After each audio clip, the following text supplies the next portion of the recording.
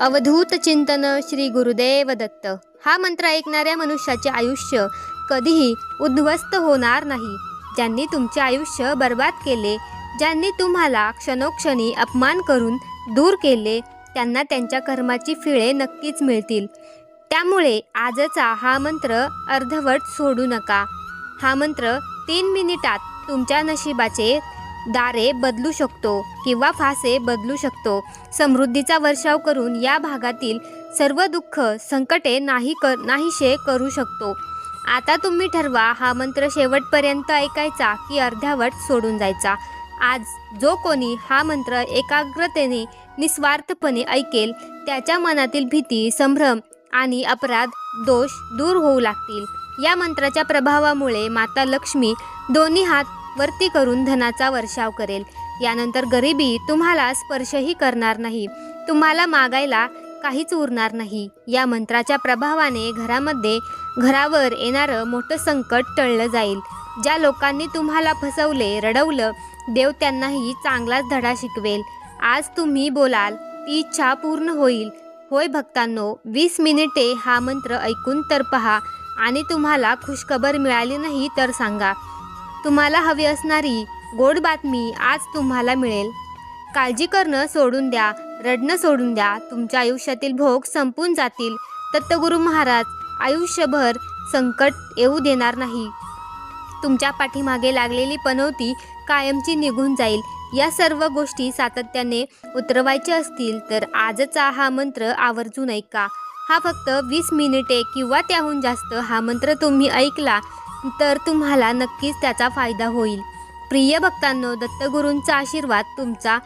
दत्तगुरूंच्या आशीर्वादावर तुमचा विश्वास आहे ना? मग कमेंट बॉक्समध्ये अवधूत चिंतन श्री गुरुदेव दत्त असे टाईप करा।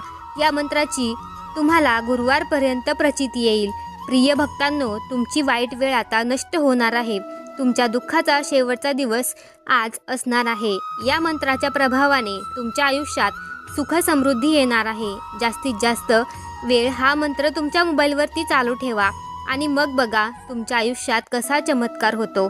प्रिय भक्तांनो, तुम्हाला जर असेच मंत्रजप ऐकायला आवडत असतील तर आत्ताच आपल्या चॅनेलला सबस्क्राईब करा आणि व्हिडिओला शेअर करा। चला तर प्रिय भक्तांनो, आजच्या या मंत्रजपाला सुरुवात करूया। ओम श्री गुरु दत्तात्रयाय धनसंपत्ती प्रदाय नमः।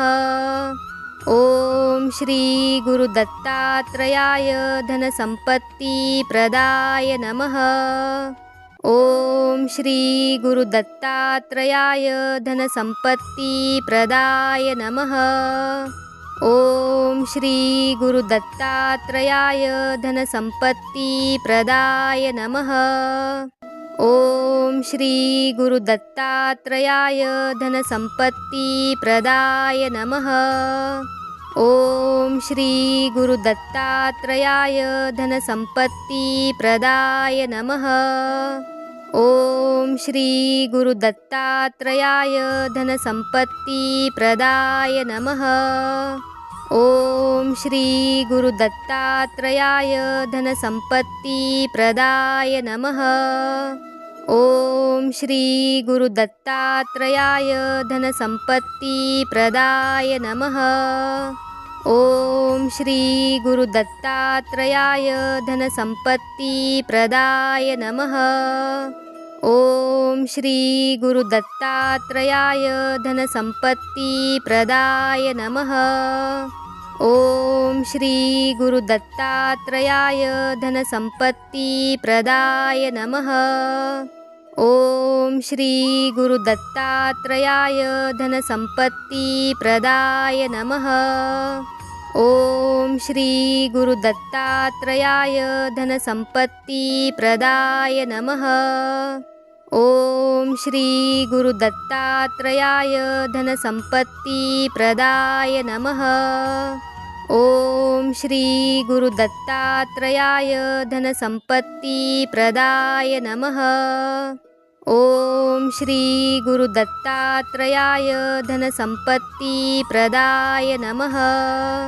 ओम श्री गुरु दत्तात्रयाय धनसंपत्ती प्रदाय नमः।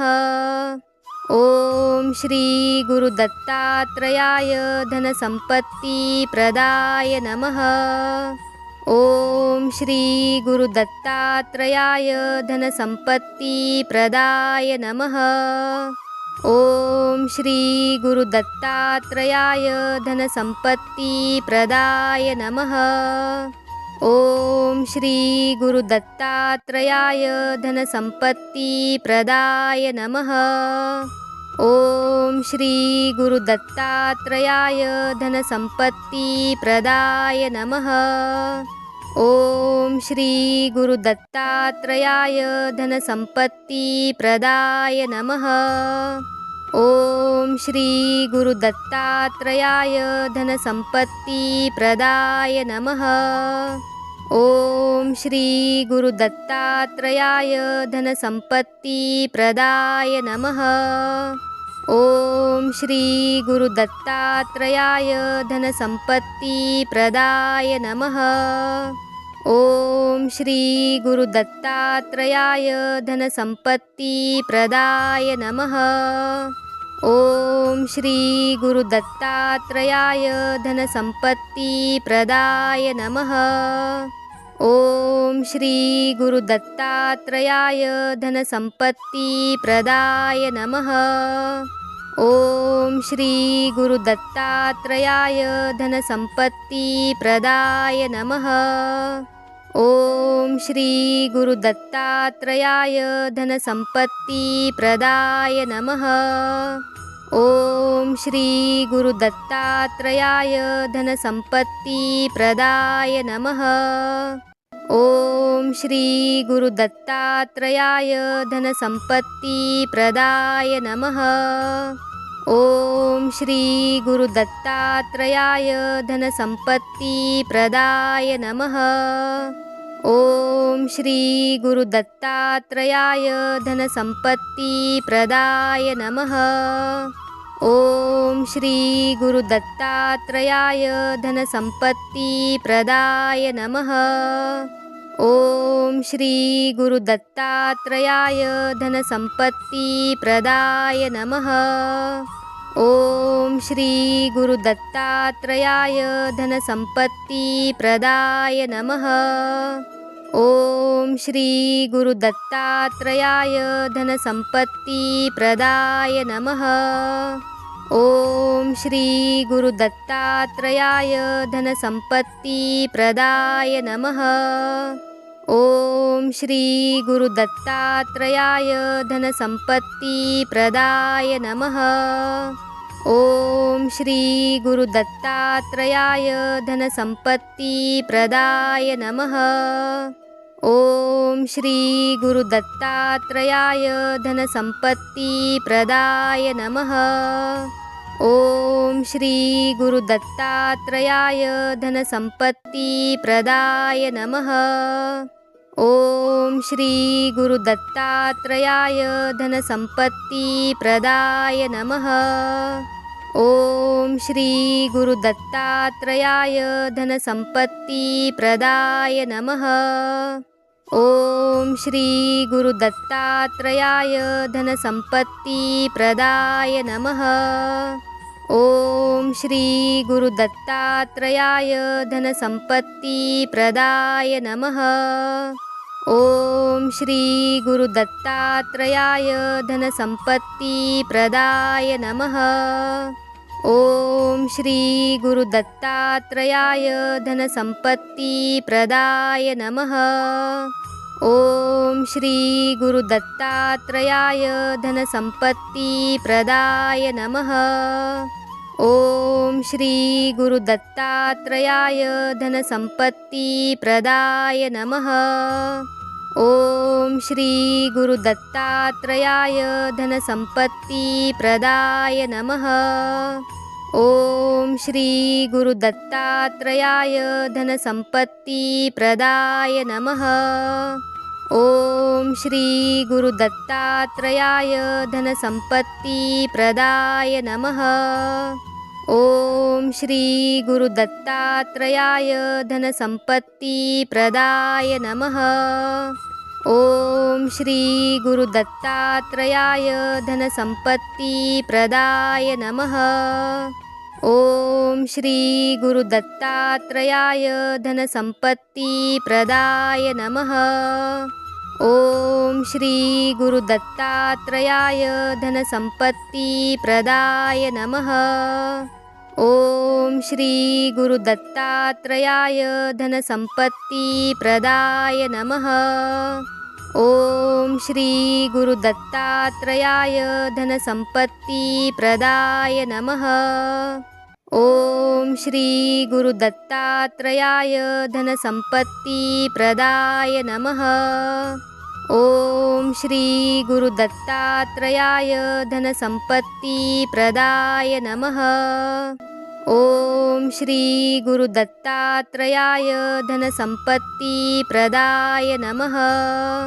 ओम श्री गुरुदत्तात्रयाय धनसंपत्तिप्रदाय नमः। ओम श्री गुरुदत्तात्रयाय धनसंपत्तिप्रदाय नमः। ओम श्री गुरुदत्तात्रयाय धनसंपत्तिप्रदाय नमः। ओम श्री गुरुदत्तात्रयाय धनसंपत्तिप्रदाय नमः। ओम श्री गुरुदत्तात्रयाय धनसंपत्तिप्रदाय नमः। ओम श्री गुरुदत्तात्रयाय धनसंपत्तिप्रदाय नमः। ओम श्री गुरुदत्तात्रयाय धनसंपत्तिप्रदाय नमः। ओम श्री गुरुदत्तात्रयाय धनसंपत्तिप्रदाय नमः। ओम श्री गुरुदत्तात्रयाय धनसंपत्तिप्रदाय नमः। ओम श्री गुरुदत्तात्रयाय धनसंपत्तिप्रदाय नमः। ओम श्री गुरुदत्तात्रयाय धनसंपत्तिप्रदाय नमः। ओम श्री गुरुदत्तात्रयाय धनसंपत्तिप्रदाय नमः। ओम श्री गुरुदत्तात्रयाय धनसंपत्तिप्रदाय नमः। ओम श्री गुरुदत्तात्रयाय धनसंपत्तिप्रदाय नमः। ओम श्री गुरुदत्तात्रयाय धनसंपत्तिप्रदाय नमः। ओम श्री गुरुदत्तात्रयाय धनसंपत्तिप्रदाय नमः। ओम श्री गुरुदत्तात्रयाय धनसंपत्तिप्रदाय नमः। ओम श्री गुरुदत्तात्रयाय धनसंपत्तिप्रदाय नमः। ओम श्री गुरुदत्तात्रयाय धनसंपत्तिप्रदाय नमः। ओम श्री गुरुदत्तात्रयाय धनसंपत्तिप्रदाय नमः। ओम श्री गुरुदत्तात्रयाय धनसंपत्तिप्रदाय नमः। ओम श्री गुरुदत्तात्रयाय धनसंपत्तिप्रदाय नमः। ओम श्री गुरुदत्तात्रयाय धनसंपत्तिप्रदाय नमः। ओम श्री गुरुदत्तात्रयाय धनसंपत्तिप्रदाय नमः। ओम श्री गुरुदत्तात्रयाय धनसंपत्तिप्रदाय नमः। ओम श्री गुरुदत्तात्रयाय धनसंपत्तिप्रदाय नमः। ओम श्री गुरुदत्तात्रयाय धनसंपत्तिप्रदाय नमः। ओम श्री गुरुदत्तात्रयाय धनसंपत्तिप्रदाय नमः। ओम श्री गुरुदत्तात्रयाय धनसंपत्तिप्रदाय नमः। ओम श्री गुरुदत्तात्रयाय धनसंपत्तिप्रदाय नमः। ओम श्री गुरुदत्तात्रयाय धनसंपत्तिप्रदाय नमः। ओम श्री गुरुदत्तात्रयाय धनसंपत्तिप्रदाय नमः। ओम श्री गुरुदत्तात्रयाय धनसंपत्तिप्रदाय नमः। ओम श्री गुरुदत्तात्रयाय धनसंपत्तिप्रदाय नमः। ओम श्री गुरुदत्तात्रयाय धनसंपत्तिप्रदाय नमः। ओम श्री गुरुदत्तात्रयाय धनसंपत्तिप्रदाय नमः। ओम श्री गुरुदत्तात्रयाय धनसंपत्तिप्रदाय नमः। ओम श्री गुरुदत्तात्रयाय धनसंपत्तिप्रदाय नमः। ओम श्री गुरुदत्तात्रयाय धनसंपत्तिप्रदाय नमः। ओम श्री गुरुदत्तात्रयाय धनसंपत्तिप्रदाय नमः। ओम श्री गुरुदत्तात्रयाय धनसंपत्तिप्रदाय नमः। ओम श्री गुरुदत्तात्रयाय धनसंपत्तिप्रदाय नमः। ओम श्री गुरुदत्तात्रयाय धनसंपत्तिप्रदाय नमः। ओम श्री गुरुदत्तात्रयाय धनसंपत्तिप्रदाय नमः। ओम श्री गुरुदत्तात्रयाय धनसंपत्तिप्रदाय नमः। ओम श्री गुरुदत्तात्रयाय धनसंपत्तिप्रदाय नमः। ओम श्री गुरुदत्तात्रयाय धनसंपत्तिप्रदाय नमः। ओम श्री गुरुदत्तात्रयाय धनसंपत्तिप्रदाय नमः। ओम श्री गुरुदत्तात्रयाय धनसंपत्तिप्रदाय नमः। ओम श्री गुरुदत्तात्रयाय धनसंपत्तिप्रदाय नमः। ओम श्री गुरुदत्तात्रयाय धनसंपत्तिप्रदाय नमः। ओम श्री गुरुदत्तात्रयाय धनसंपत्तिप्रदाय नमः। ओम श्री गुरुदत्तात्रयाय धनसंपत्तिप्रदाय नमः। ओम श्री गुरुदत्तात्रयाय धनसंपत्तिप्रदाय नमः। ओम श्री गुरुदत्तात्रयाय धनसंपत्तिप्रदाय नमः। ओम श्री गुरुदत्तात्रयाय धनसंपत्तिप्रदाय नमः। ओम श्री गुरुदत्तात्रयाय धनसंपत्तिप्रदाय नमः। ओम श्री गुरुदत्तात्रयाय धनसंपत्तिप्रदाय नमः। ओम श्री गुरुदत्तात्रयाय धनसंपत्तिप्रदाय नमः।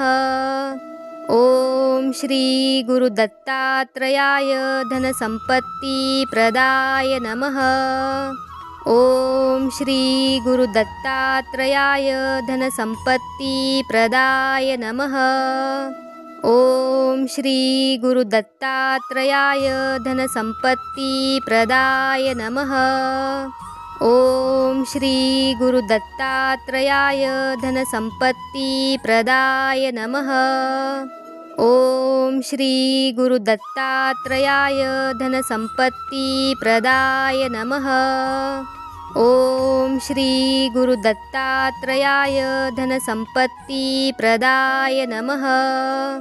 ओम श्री गुरुदत्तात्रयाय धनसंपत्तिप्रदाय नमः।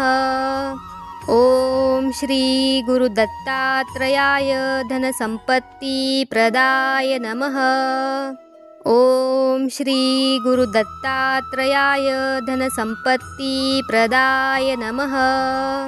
ओम श्री गुरुदत्तात्रयाय धनसंपत्तिप्रदाय नमः। ओम श्री गुरुदत्तात्रयाय धनसंपत्तिप्रदाय नमः। ओम श्री गुरुदत्तात्रयाय धनसंपत्तिप्रदाय नमः। ओम श्री गुरुदत्तात्रयाय धनसंपत्तिप्रदाय नमः। ओम श्री गुरुदत्तात्रयाय धनसंपत्तिप्रदाय नमः। ओम श्री गुरुदत्तात्रयाय धनसंपत्तिप्रदाय नमः। ओम श्री गुरुदत्तात्रयाय धनसंपत्तिप्रदाय नमः। ओम श्री गुरुदत्तात्रयाय धनसंपत्तिप्रदाय नमः। ओम श्री गुरुदत्तात्रयाय धनसंपत्तिप्रदाय नमः।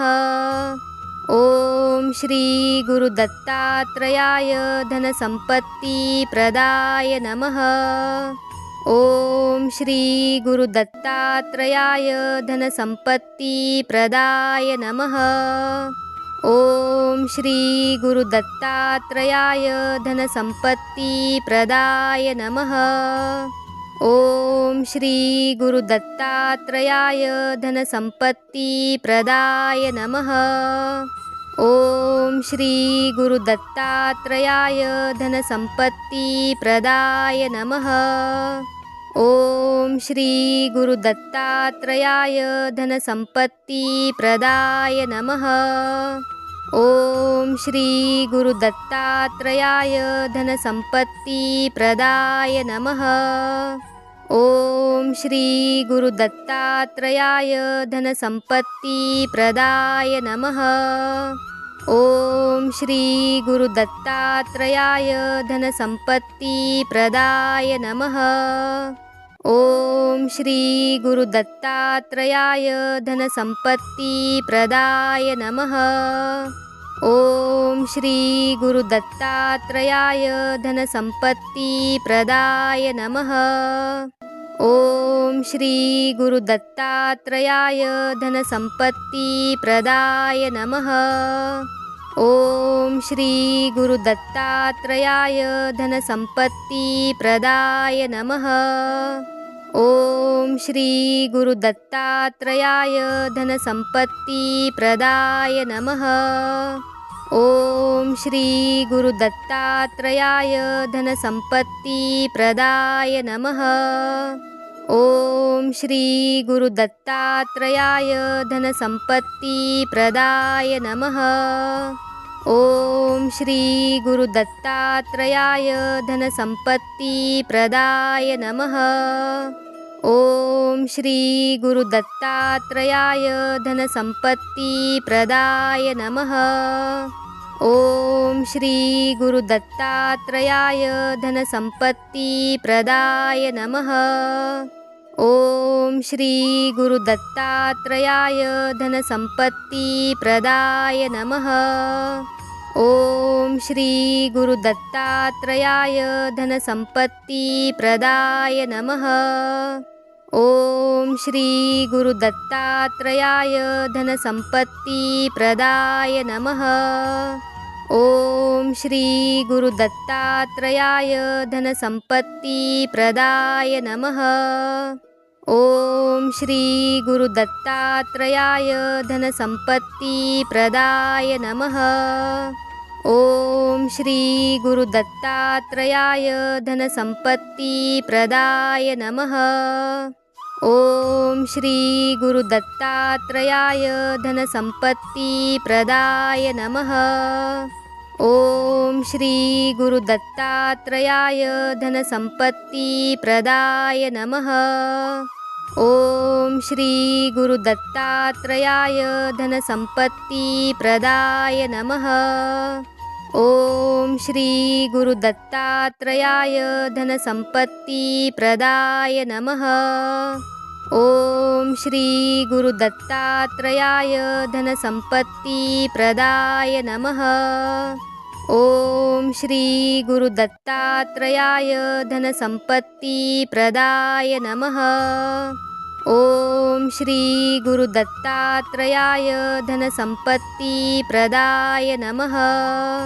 ओम श्री गुरुदत्तात्रयाय धनसंपत्तिप्रदाय नमः। ओम श्री गुरुदत्तात्रयाय धनसंपत्तिप्रदाय नमः। ओम श्री गुरुदत्तात्रयाय धनसंपत्तिप्रदाय नमः। ओम श्री गुरुदत्तात्रयाय धनसंपत्तिप्रदाय नमः। ओम श्री गुरुदत्तात्रयाय धनसंपत्तिप्रदाय नमः। ओम श्री गुरुदत्तात्रयाय धनसंपत्तिप्रदाय नमः। ओम श्री गुरुदत्तात्रयाय धनसंपत्तिप्रदाय नमः। ओम श्री गुरुदत्तात्रयाय धनसंपत्तिप्रदाय नमः। ओम श्री गुरुदत्तात्रयाय धनसंपत्तिप्रदाय नमः। ओम श्री गुरुदत्तात्रयाय धनसंपत्तिप्रदाय नमः। ओम श्री गुरुदत्तात्रयाय धनसंपत्तिप्रदाय नमः। ओम श्री गुरुदत्तात्रयाय धनसंपत्तिप्रदाय नमः। ओम श्री गुरुदत्तात्रयाय धनसंपत्तिप्रदाय नमः। ओम श्री गुरुदत्तात्रयाय धनसंपत्तिप्रदाय नमः। ओम श्री गुरुदत्तात्रयाय धनसंपत्तिप्रदाय नमः। ओम श्री गुरुदत्तात्रयाय धनसंपत्तिप्रदाय नमः। ओम श्री गुरुदत्तात्रयाय धनसंपत्तिप्रदाय नमः। ओम श्री गुरुदत्तात्रयाय धनसंपत्तिप्रदाय नमः। ओम श्री गुरुदत्तात्रयाय धनसंपत्तिप्रदाय नमः। ओम श्री गुरुदत्तात्रयाय धनसंपत्तिप्रदाय नमः। ओम श्री गुरुदत्तात्रयाय धनसंपत्तिप्रदाय नमः। ओम श्री गुरुदत्तात्रयाय धनसंपत्तिप्रदाय नमः। ओम श्री गुरुदत्तात्रयाय धनसंपत्तिप्रदाय नमः। ओम श्री गुरुदत्तात्रयाय धनसंपत्तिप्रदाय नमः। ओम श्री गुरुदत्तात्रयाय धनसंपत्तिप्रदाय नमः। ओम श्री गुरुदत्तात्रयाय धनसंपत्तिप्रदाय नमः। ओम श्री गुरुदत्तात्रयाय धनसंपत्तिप्रदाय नमः। ओम श्री गुरुदत्तात्रयाय धनसंपत्तिप्रदाय नमः। ओम श्री गुरुदत्तात्रयाय धनसंपत्तिप्रदाय नमः। ओम श्री गुरुदत्तात्रयाय धनसंपत्तिप्रदाय नमः। ओम श्री गुरुदत्तात्रयाय धनसंपत्तिप्रदाय नमः। ओम श्री गुरुदत्तात्रयाय धनसंपत्तिप्रदाय नमः। ओम श्री गुरुदत्तात्रयाय धनसंपत्तिप्रदाय नमः। ओम श्री गुरुदत्तात्रयाय धनसंपत्तिप्रदाय नमः। ओम श्री गुरुदत्तात्रयाय धनसंपत्तिप्रदाय नमः। ओम श्री गुरुदत्तात्रयाय धनसंपत्तिप्रदाय नमः। ओम श्री गुरुदत्तात्रयाय धनसंपत्तिप्रदाय नमः। ओम श्री गुरुदत्तात्रयाय धनसंपत्तिप्रदाय नमः। ओम श्री गुरुदत्तात्रयाय धनसंपत्तिप्रदाय नमः। ओम श्री गुरुदत्तात्रयाय धनसंपत्तिप्रदाय नमः। ओम श्री गुरुदत्तात्रयाय धनसंपत्तिप्रदाय नमः। ओम श्री गुरुदत्तात्रयाय धनसंपत्तिप्रदाय नमः। ओम श्री गुरुदत्तात्रयाय धनसंपत्तिप्रदाय नमः। ओम श्री गुरुदत्तात्रयाय धनसंपत्तिप्रदाय नमः। ओम श्री गुरुदत्तात्रयाय धनसंपत्तिप्रदाय नमः। ओम श्री गुरुदत्तात्रयाय धनसंपत्तिप्रदाय नमः। ओम श्री गुरुदत्तात्रयाय धनसंपत्तिप्रदाय नमः। ओम श्री गुरुदत्तात्रयाय धनसंपत्तिप्रदाय नमः। ओम श्री गुरुदत्तात्रयाय धनसंपत्तिप्रदाय नमः।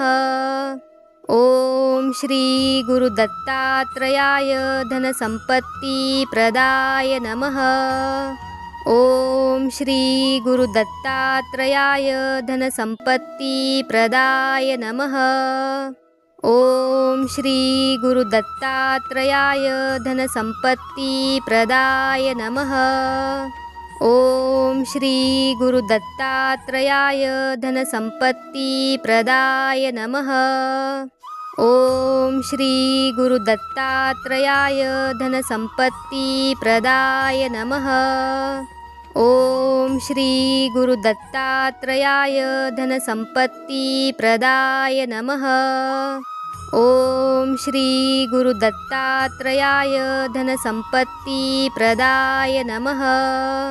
ओम श्री गुरुदत्तात्रयाय धनसंपत्तिप्रदाय नमः।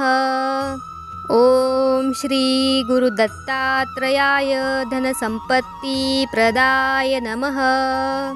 ओम श्री गुरुदत्तात्रयाय धनसंपत्तिप्रदाय नमः। ओम श्री गुरुदत्तात्रयाय धनसंपत्तिप्रदाय नमः।